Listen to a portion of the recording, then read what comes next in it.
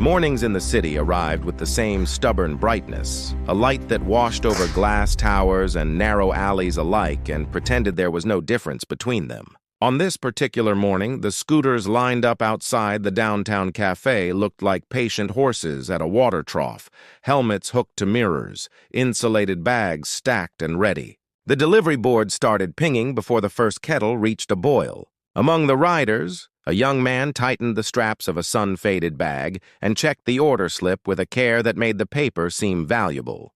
His name tag said Arav, but the paper carried a different weight: deadlines, temperatures, and someone else's hunger. There was a steady rhythm to his day. The hum of the scooter, the shape of the route across a map, the small calculations of time against traffic, rain, and elevator delays. He had learned to make a ritual of these details.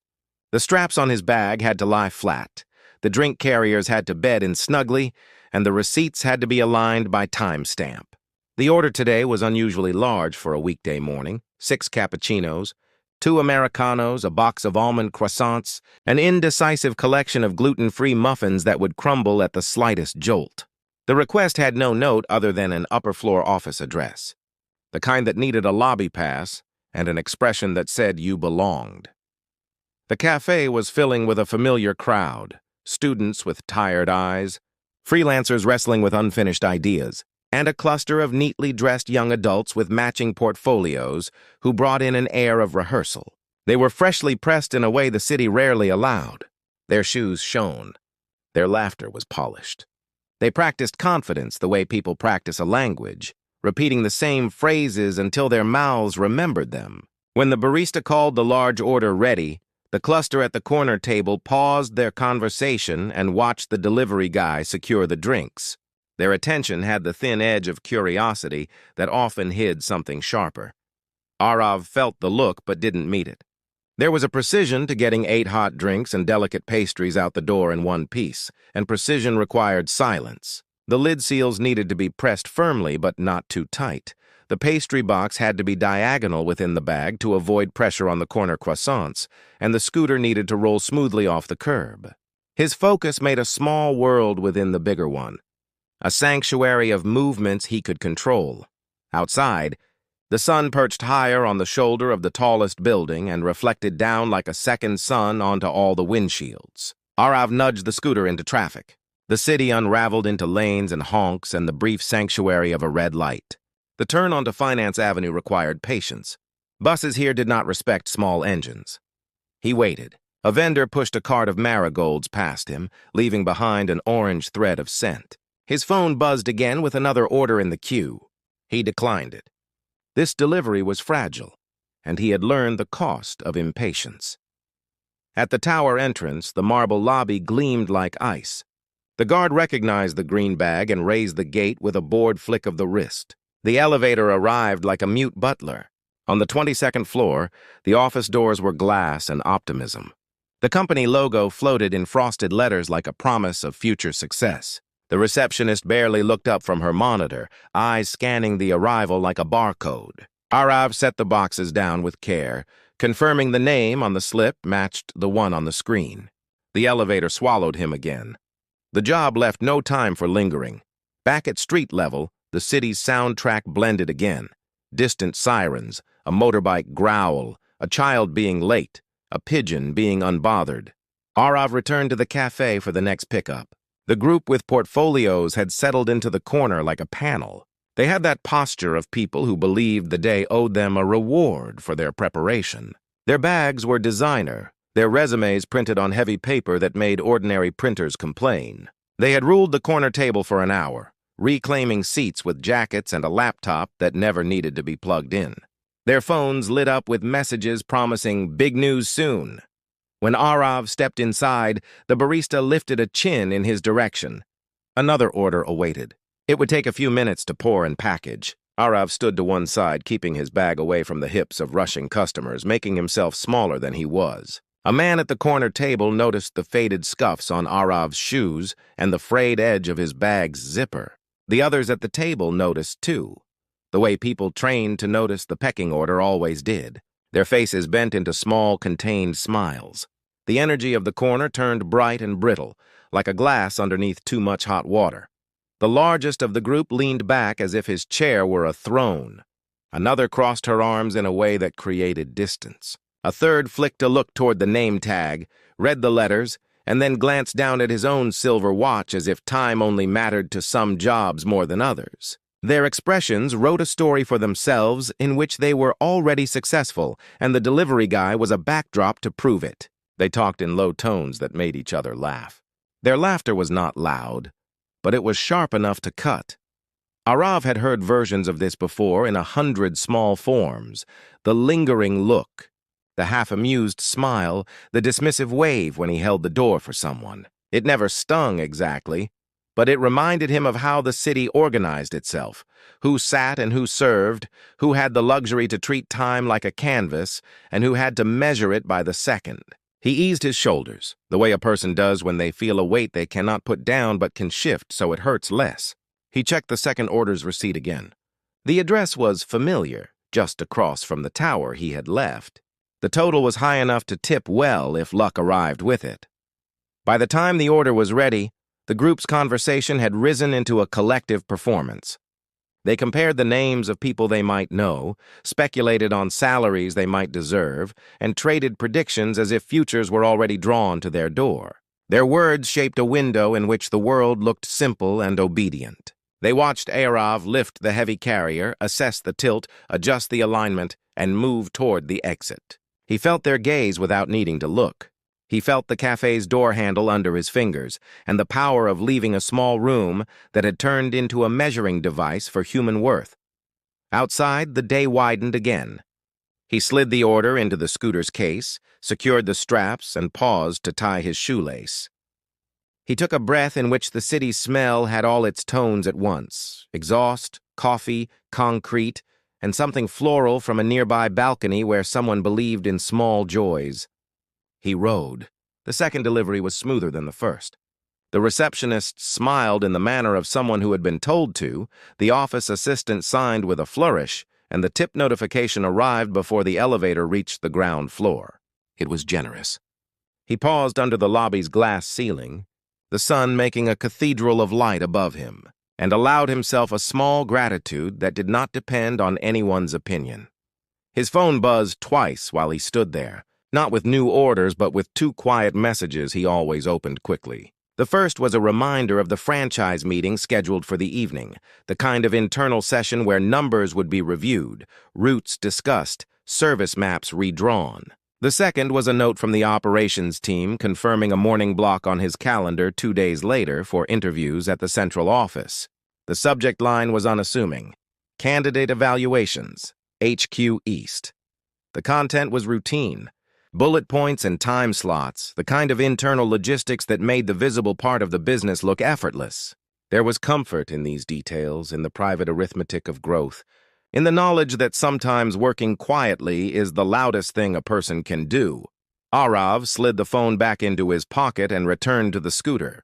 He had lived many versions of the same morning, but this one carried a subtle shift, a small calibration he could not name.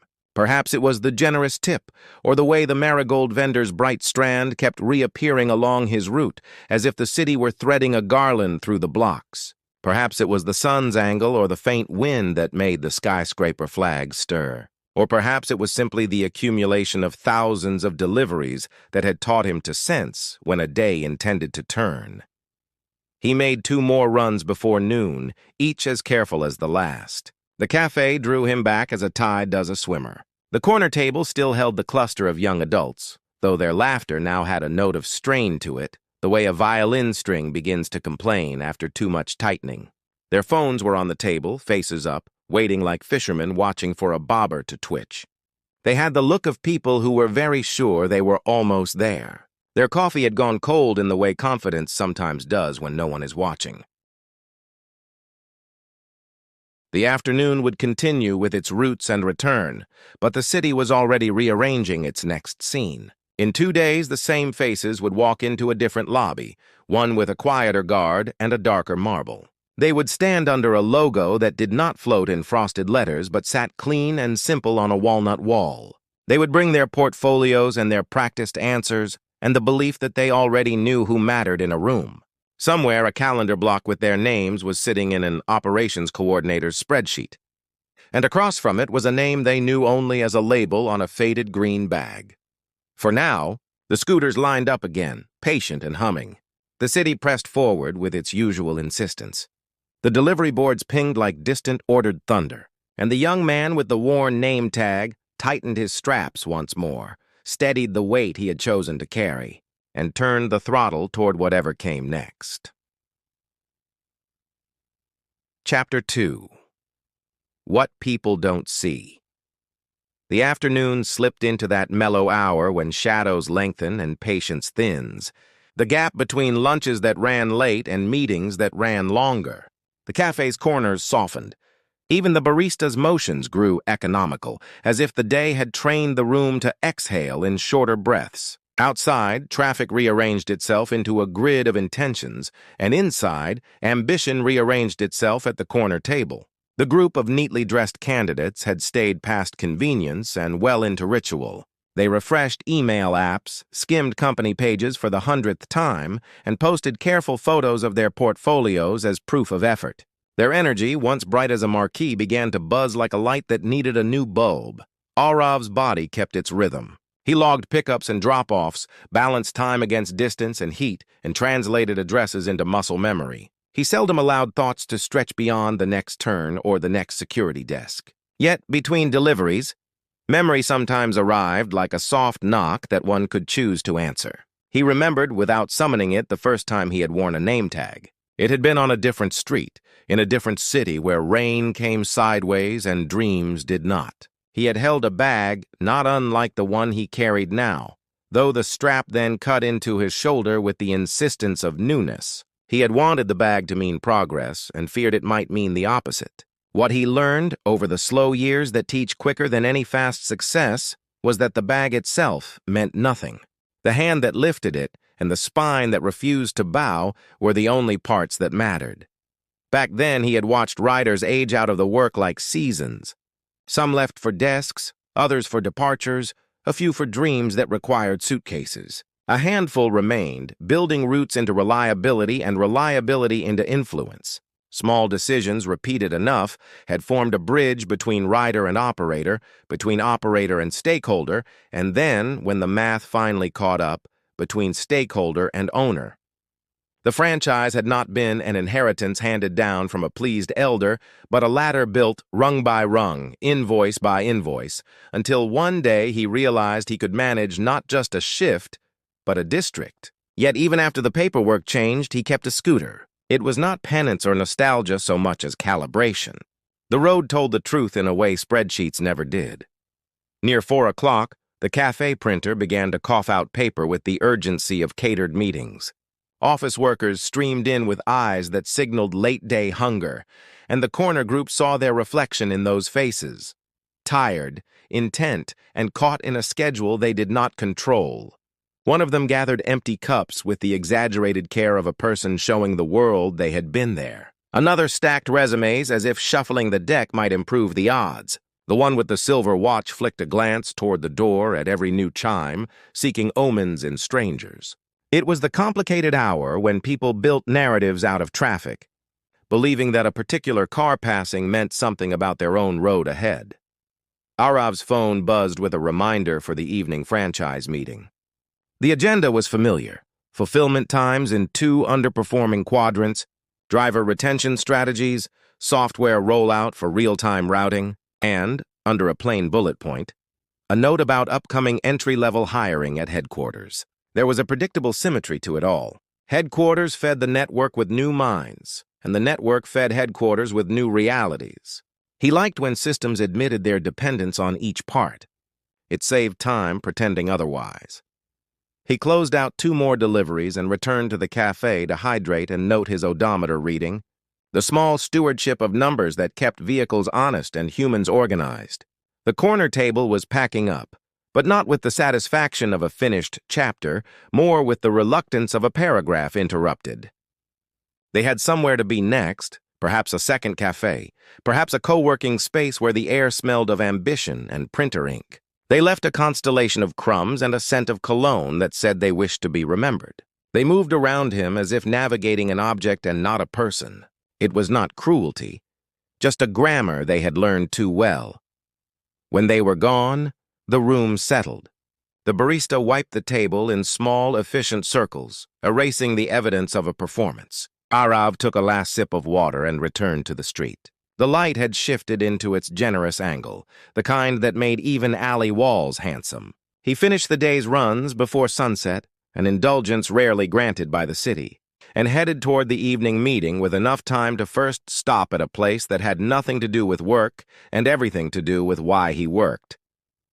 The building was modest, the paint peeling in earnest rather than neglect, and the courtyard filled with plants that thrived on human attention more than soil quality. A woman in a simple sari sat on a wooden bench, her hands busy with a skein of wool that had aspirations of becoming warmth.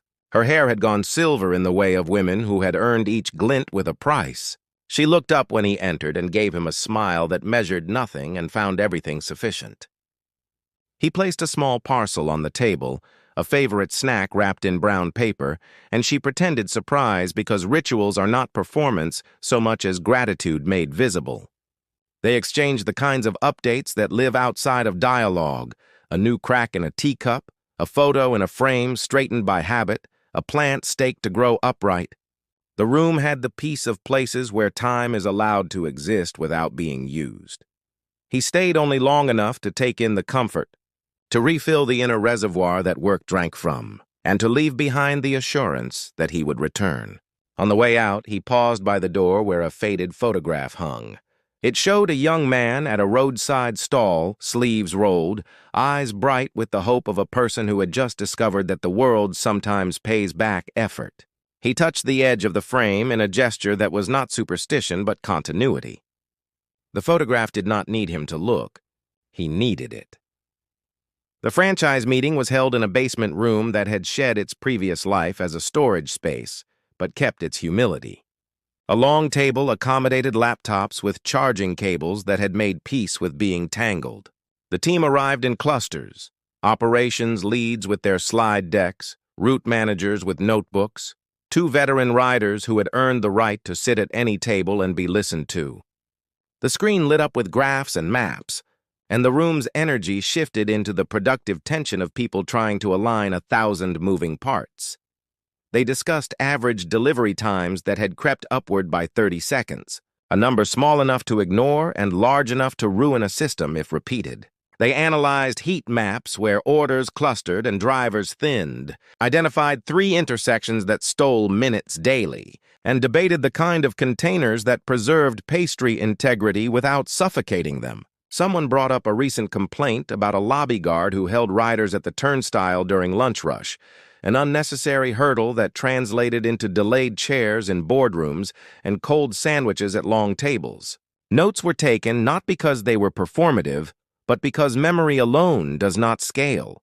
When the slide advanced to hiring, the operations lead summarized the need for entry-level coordinators at headquarters, people fluent in both spreadsheets and streets. The interview day in 2 mornings promised a slate of candidates with polished credentials and practiced narratives. The room nodded with the weariness of having seen both the polish and the practice. Then the lead looked toward Arav and asked for volunteers from the franchise leadership to sit on the panel. The expectation was quiet but present. Those who built the network should be the ones to evaluate who might learn its language. Arav did not perform deliberation. He simply affirmed the time on his calendar. The meeting stretched just long enough to solve what could be solved and assign what could not. It ended early, which in this industry meant on time. People left with laptops under arms and commitments packed behind their eyes. Arav stayed back to speak briefly with the veteran riders, men whose hands told stories of seasons and streets. They swapped notes in the shorthand only those who have done a thing deeply can understand. There was approval in their nods that a man could carry both a bag and a balance sheet without forgetting which one kept the engine running. Night welcomed him outside with its own relief, the city's noise lowering its shoulders. He rode home down a route that had become a sentence he knew by heart, each turn a familiar comma, each stoplight a dependable period. The scooter's engine hummed the small song of competence. At home, he cooked something simple and ate standing by the window, watching a neighbor water a plant as if coaxing hope from its leaves. He set out his clothes for the morning without thinking about it. Routines, at their best, removed the friction between intention and action. Before sleep, he opened the calendar one more time and scanned the schedule for the day after next. Names filled the blocks. Some he recognized from resumes already forwarded, others anonymous except for the times beside them. He noticed one name, not because it meant anything in particular, but because it resembled the quick glance he had caught at the cafe when a resume corner slid out of a portfolio. He did not try to confirm it. The city was full of names that sounded like each other and fates that did not. He closed the phone. Sleep arrived without flourish. It carried him into the quiet, where the mind files the day's receipts and the heart balances accounts separate from money. Dawn would arrive with its indifferent brightness and the smell of coffee that makes courage possible. Somewhere, a group of young people would wake earlier than usual to wear luckier shoes and write a newer version of their hopes across their faces. Somewhere else, an office would be vacuumed and re-scented to smell like opportunity. And in a basement room 2 days later, a table would be set with water bottles, pens, and the kind of questions that reveal more than they ask. Between now and then, only the work awaited. Work had never been his enemy. It had been at times a stern teacher and often a quiet friend. It would usher him to the door that many people would enter believing they already knew who sat on which side of the table. He felt no need to rehearse surprise for their sake. He carried no intention to return anyone's unkindness with a performance of power. He would carry only his fairness, which was, in its way, a heavier thing. The night settled fully, wrapping the city in a kind of provisional mercy. The scooters slept, the cafes stacked chairs, and the elevators paused between floors like held breath. In the pocket of quiet, the story stitched itself to its next seam. The morning would pull at that thread, and by noon it would reveal a new shape. Chapter 3. The Weight of a Room. The morning of the interview day arrived with a crisp, deliberate slowness, the kind of morning that did not rush to unfold itself but stretched like a page being turned with care. The sky was a clear, measured blue, and the city's buildings seemed to stand a little straighter, as if aware that decisions of consequence would soon be made behind their windows. The headquarters building did not try to be impressive. Instead, it held a quiet confidence, glass where necessary, brick where reasonable, and a lobby that did not advertise its importance. It was the kind of building people passed daily without noticing, unaware of how many futures turned quietly inside it. On the 12th floor, a conference room had been arranged for interviews. The long table was set with identical pens, water bottles, and printed evaluation sheets.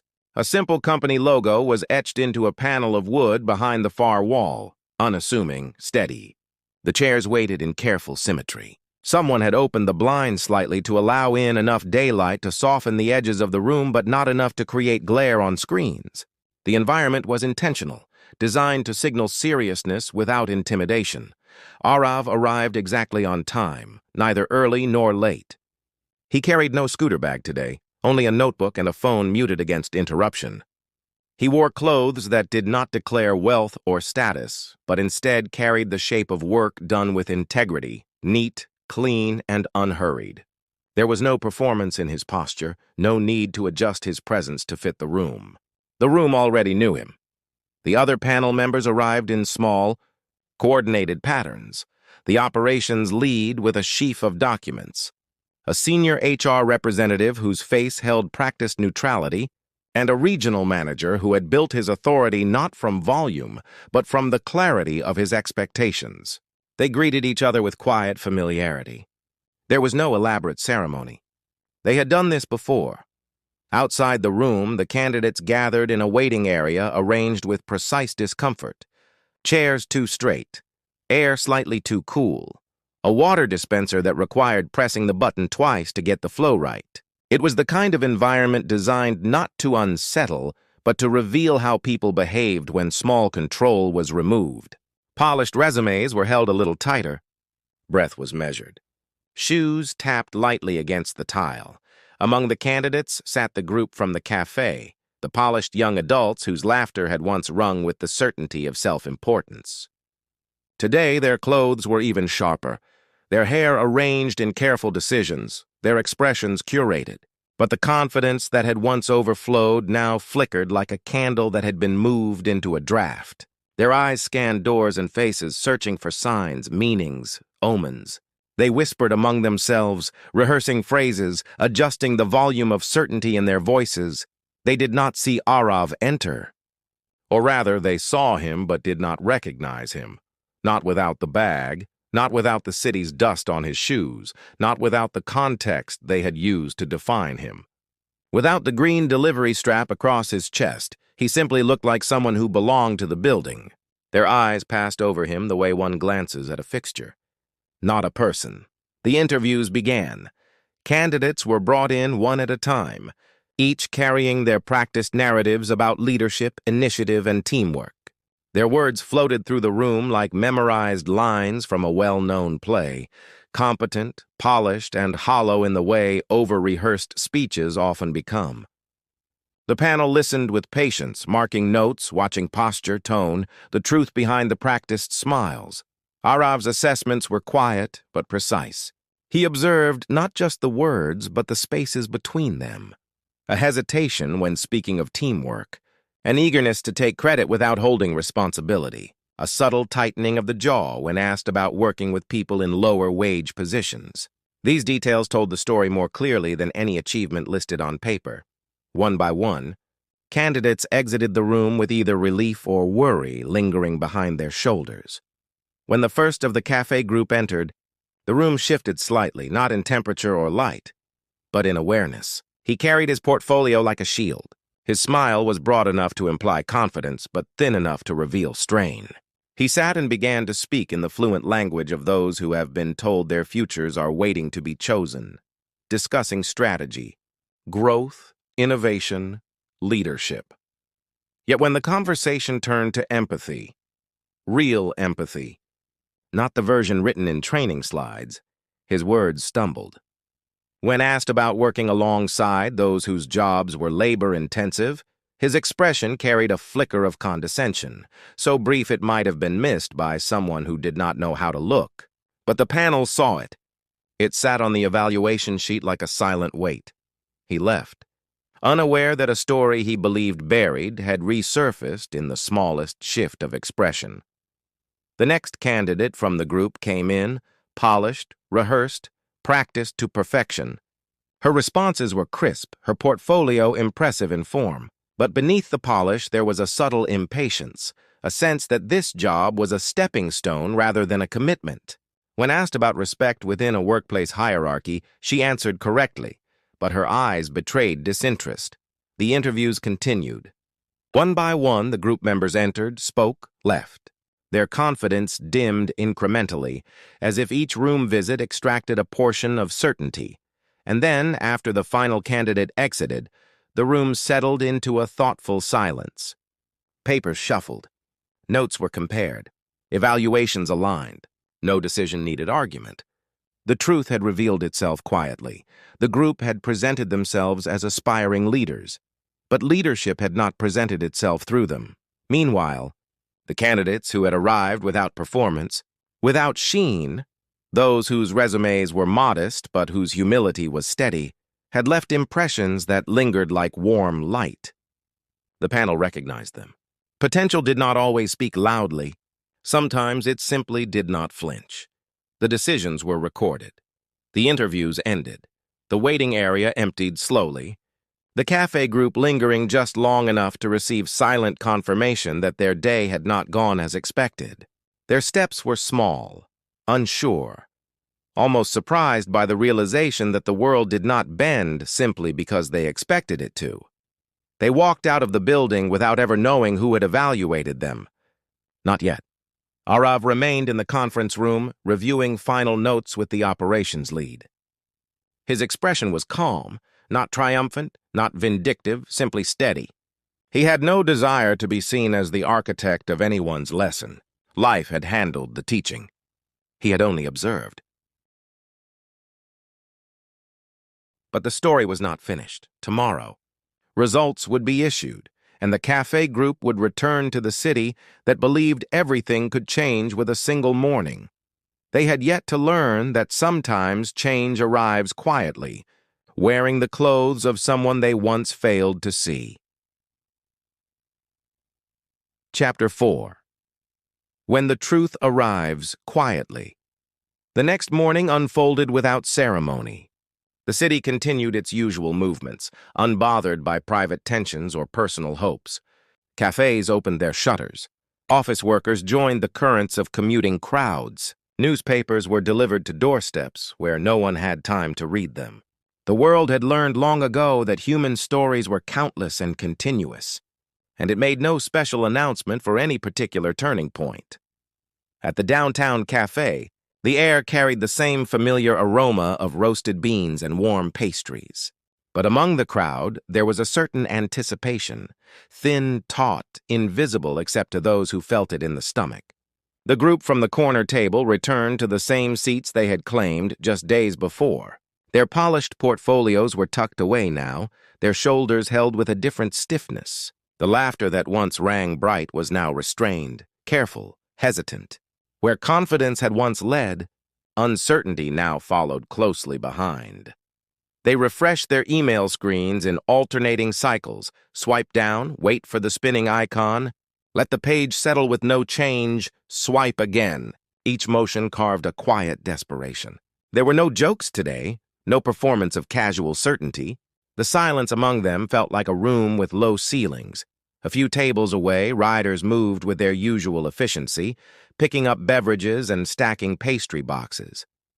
Their motions were smooth with practice, each gesture shaped by repetition and care. None of them paused to measure themselves against the group in the corner. They had work to do, routes to fulfill, streets to understand.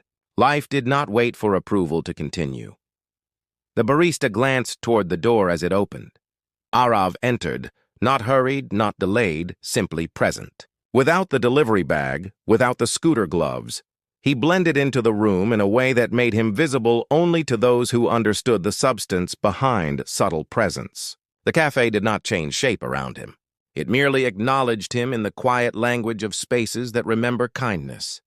A nod from the barista, a clearing of space near the counter, a sense of belonging that does not need announcement. He placed his order, a simple tea, and waited. His posture carried ease, the kind that comes when a person is no longer proving anything to anyone. He did not look toward the group, nor did he avoid them. His piece made no declaration. It simply existed. Meanwhile, the group refreshed their inboxes again. And then a notification, one phone lit up first. Then another, and another. A thread of soundless realization traveled across the table. The emails had arrived. Their expressions changed not all at once, but in stages. Hope, reading, confusion, and then the slow settling of truth. The words they saw were polite, professional, measured with care. They spoke of gratitude for interest, of competitive applicant pools, of difficult decisions based on alignment of values and readiness for responsibility. No one had been selected. Their shoulders collapsed inward, the invisible armor falling away. Their certainty thinned into something fragile and honest. The silence between them grew heavy, not with shame, but with recognition. Not the loud recognition of sudden defeat, but the quiet one that arrives when assumptions dissolve. They sat for a few minutes longer than necessary, not because they were waiting for something else, but because they needed to understand how the world could continue unbroken while something inside them shifted so profoundly. Eventually, they gathered their things, not in polished movements this time, but carefully, almost gently. The resumes, once displayed proudly, were tucked away as though they were something private, pages of effort rather than declarations of worth. Shu stepped lightly toward the door. They did not look at anyone, not out of avoidance, but because they were thinking deeply for the first time in a long time. They passed by Arav without noticing him. Or perhaps they saw him, but did not yet know how to see. He took his tea outside, where the light had begun to soften into early afternoon warmth. He sat at one of the small metal tables where the city's breeze carried fragments of conversations from strangers passing by. He did not indulge in triumph. There was no satisfaction for him in their disappointment, no victory to savor. Life had simply continued its quiet balancing, as it always does. Later that day at the headquarters office, final onboarding preparations were underway for the selected candidates. They arrived in simple clothes with steady eyes and hands that had known real work. They walked without the need to impress the floor beneath their feet. They were greeted warmly, oriented carefully, and welcomed into the structure they would help to maintain. In a small conference room, Arav met with the department head to finalize training assignments. As they spoke, one of the newly hired candidates passed the doorway and paused upon seeing him. The recognition was immediate, not because of his presence now, but because of who he had been yesterday. The delivery bag had been full of food then. The invisible bag he carried now was full of decisions, responsibility, and quiet authority. The new hire bowed his head slightly, not out of reverence, but out of genuine respect for the work behind what stood before him. Arav acknowledged him with equal ease. No hierarchy needed to be stated. Respect flowed naturally. Meanwhile, elsewhere in the city, the cafe group walked separately, each alone with their thoughts. They were beginning slowly to understand. Their disappointment was not a door closing. It was a mirror. And in that mirror, they saw their own assumptions clearly for the first time. The belief that worth is visible. That status can be read from bags and shoes. That leadership is loud. That dignity is displayed rather than lived. They would carry that understanding longer than any job offer. Days passed. The city continued to move. Orders were placed, deliveries made, buildings cleaned, decisions finalized, mornings arrived and left. The story did not end. It simply integrated itself into the quiet fabric of everyone involved. But something had changed. Unmistakably, the next time the group entered a cafe, they held doors open for those behind them. The next time they spoke to a worker whose uniform told a certain story, they did not assume they knew the chapter.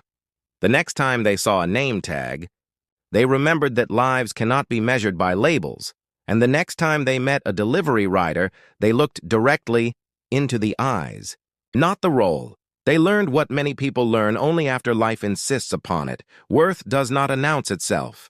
It is carried, quietly, and the world in its own time reveals it.